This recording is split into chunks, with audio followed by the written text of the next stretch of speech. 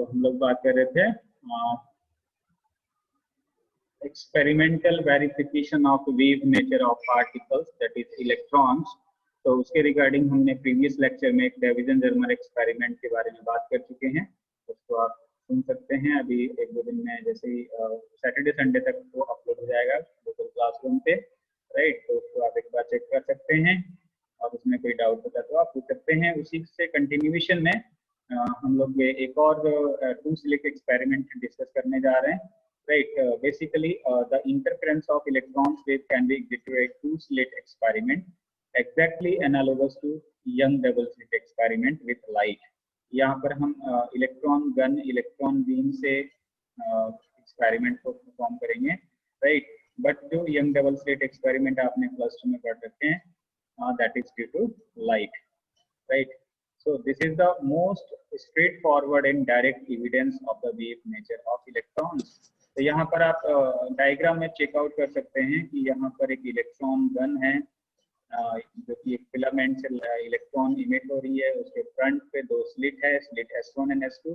देखो ज़्यादा इसमें डिटेलिंग में मैं नहीं जाऊँगा, आपके सिलेबस में ये नहीं है, बट मैं इसलिए बॉदर कर रहा हूँ कि सो दैट कि आपको पता लगे जो चीज़ें पहले से आपने पढ़ रखे हैं उसको यूटिलाइज करके आप डी ब्रोगली हाइपोथेसिस का एक्सप्लेनेशन आप डिपेंड कर सकते हो कि of course de Broglie hypothesis is right, there is experimental evidence of that things, right.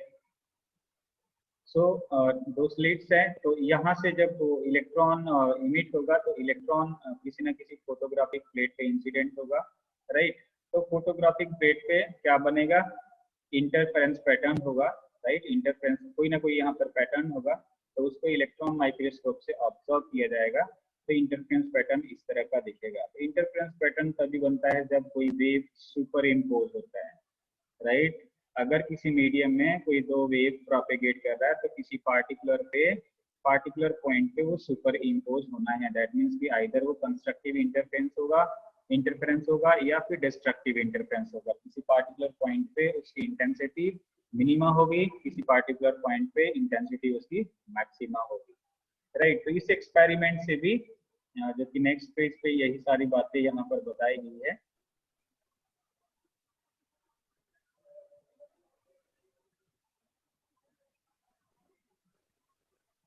तो मैं इसको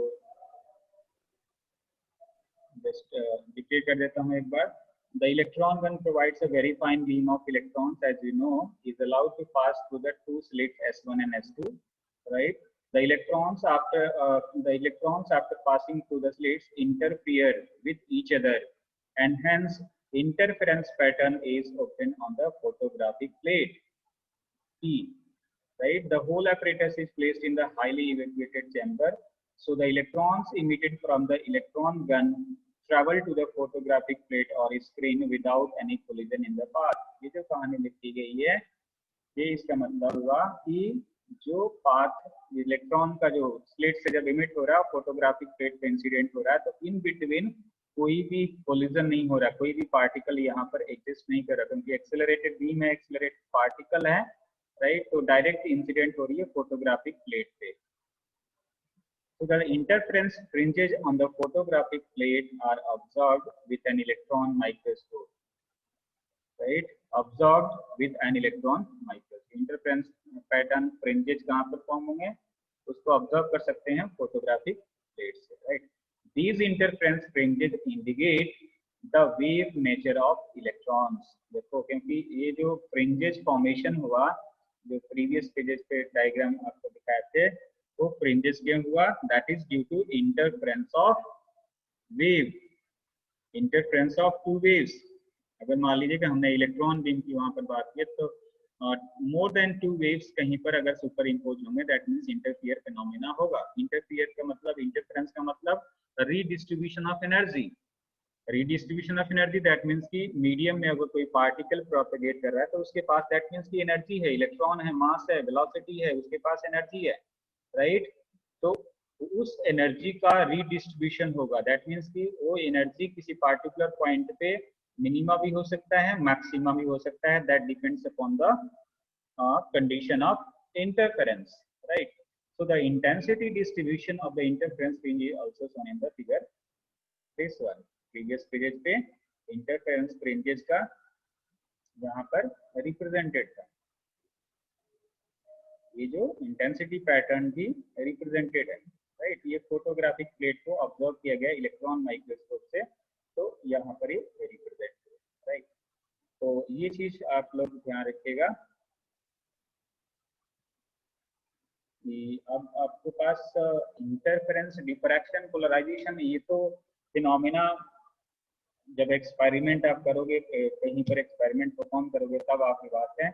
ऐसे आपने टू स्लिट एक्सपेरिमेंट और डेविजन जर्मर एक्सपेरिमेंट ऑलरेडी 1927 में ये वेरीफाई इस हाइपोथेसिस का कर चुके हैं कि इलेक्ट्रॉन अगर मीडियम में प्रोपेगेट करता है, मीडियम इन दैट मींस कि कहीं मटेरियल पार्टिकल कोई भी प्रोपेगेट करता है तो उसके साथ वेव एसोसिएटेड होगा, राइट। तो ज्यादा टाइम ना उसमें लगाते हुए अब नेक्स्ट जो टॉपिक है that is velocity of de Broglie waves. देखो बहुत ही इंटरेस्टिंग अभी जो हम लोग टॉपिक अभी डिस्कस करने जा रहे हैं that is the velocity of de Broglie waves. यहाँ भी कंट्राडिक्शन एक आएगा जिससे एक और नया प्लेटफॉर्म क्रिएट होगा अगले टॉपिक को पढ़ने के लिए, that is wave packets of wave group. मतलब ये सब चीजें अगर सिस्टमैटिक अगर आपको समझ में आ रही है क्वांटम फिजिक्स में तो बहुत ही वेल एंड गुड है। अगर नहीं समझ में आ रही है तो आप तैयार हो जाइए उसको समझने के लिए, मेरे से क्वेश्चन पूछने के लिए बॉदरेशन करना स्टार्ट कर दीजिए, नहीं तो इन फ्यूचर बहुत ज्यादा दिक्कत हो जाएगी, फिर लर्न नहीं करना पड़ेगा, राइट। कोई भी चीज अगर इसमें आपको समझ में नहीं आ रही तो आप 10 बार पूछो, जब तक समझ में नहीं आता आप पूछते रहो, राइट। अपने कलीग से पूछ सकते हो, अपने क्लासमेट से, फ्रेंड से, या फिर घर पे कोई और भी अगर पढ़ा सकता है, आपको गाइड कर सकता है तो उससे भी आप पूछ सकते हैं, राइट।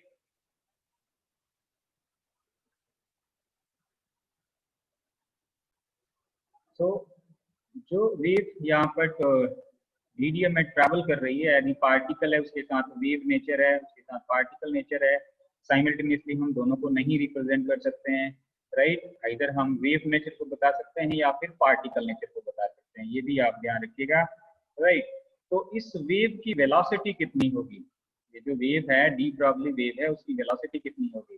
तो क्या ये जो मैथमेटिकल टास्क है या क्या वो सही है, तो अगर सही नहीं होगा, कंट्राडिक्शन होगा, तो उसी से कॉन्सेप्ट आएगा wave packet and wave group, और फिर उसके wave and group velocity. That means कि यहाँ पर वेव ग्रुप हो गया, ये वेव पैकेट हो गया, तो उसकी कोई ना कोई वेलोसिटी होगी, राइट। तो वेलोसिटी होगी तो उस वेलोसिटी को मैथमेटिकली हमें फाइंड आउट करना पड़ेगा। अब हम कहेंगे कि अच्छा जी वो पार्टिकल कहाँ पर है, तो पार्टिकल को हम एग्जैक्ट उसका पोजीशन, उसका लोकेशन, उसका मोमेंटम फाइंड आउट नहीं कर सकते हैं, तो फिर जेनेसिस होगा हाइजेनबर्ग अनसर्टेनिटी प्रिंसिपल का। तो आप रेडी रहिए, ये बैकग्राउंड है, आपके कॉन्सेप्ट है, और इवन एग्जामिनेशन में ये सब क्वेश्चंस आते हैं। तो हाइजेनबर्ग अनसर्टेनिटी प्रिंसिपल को पढ़ने के लिए, समझने के लिए ये थोड़ा सा अच्छे से आप समझ लीजिए। तो ये जो प्रीवियस जो velocity of de Broglie wave है तो बहुत ही आसानी से आप समझ सकते हैं। जरा मैं एक बार टाइम चेक कर लूँ, 45 हो गया, राइट। तो अभी हमारे पास 10 मिनट है, 10 मिनट में ये फिनिश कर लेंगे, फिर दोबारा कनेक्ट करके आगे डिस्कस करेंगे, राइट। तो हम लोगों ने पढ़े थे कि according to de Broglie wave of wavelength associated with moving material particle, that is the de Broglie wavelength, material particle के साथ wavelength कितना होता है, lambda is equal to h upon mv, and h is the Planck constant, m is the mass of that material particle, and v is the velocity of that particle, right। तो यहाँ पे सारा कुछ mentioned है, ये हम लोगों ने पढ़ रखे हैं, but relativistic particle के लिए lambda is equal to h upon t and t is equal to mc, relativistic mass and velocity of light, right. तो ये सब ध्यान रखिएगा साथ ही साथ।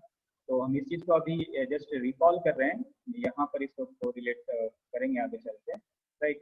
तो late E be the energy of the particle, then the frequency nu of the wave associated with the particle।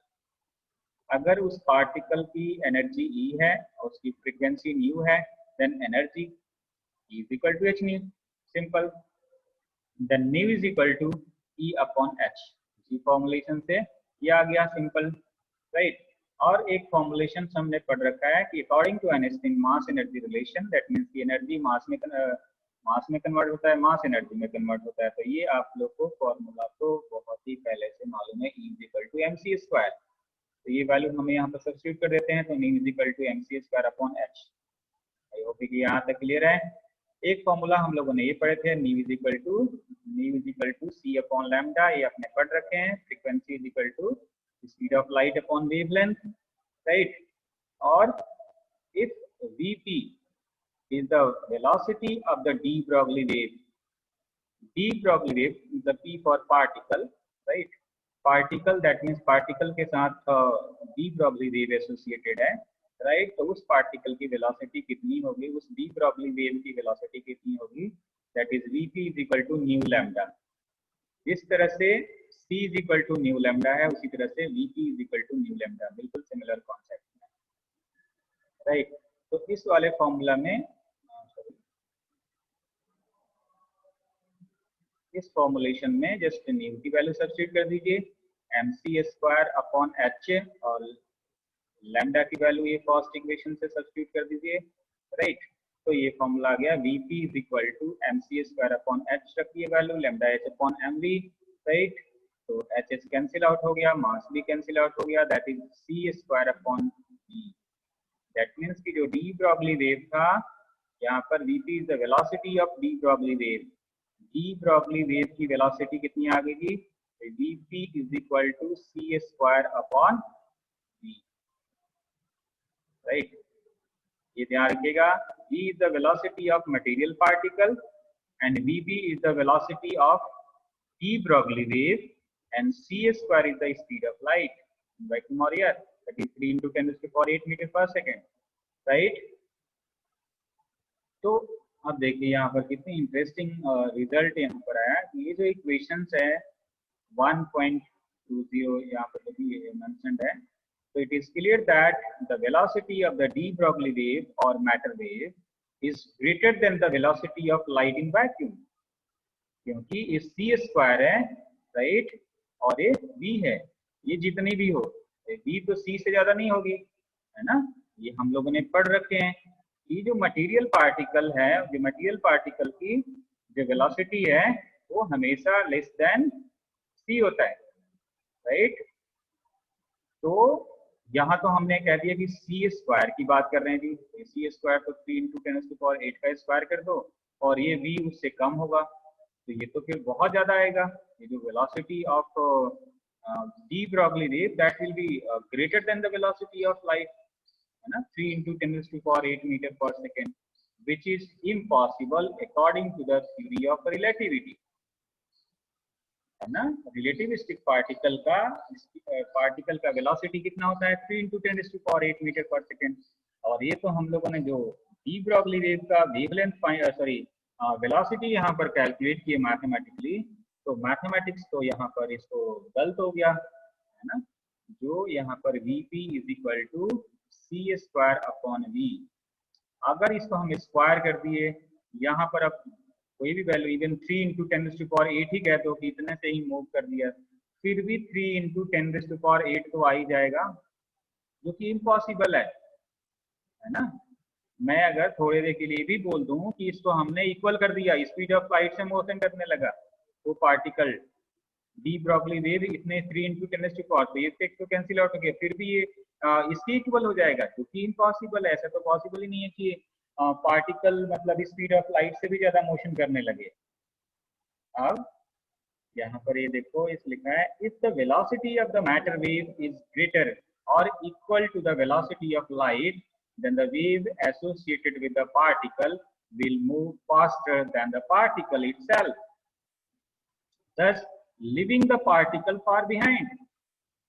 Hence, a material particle cannot be equivalent to a single wave train.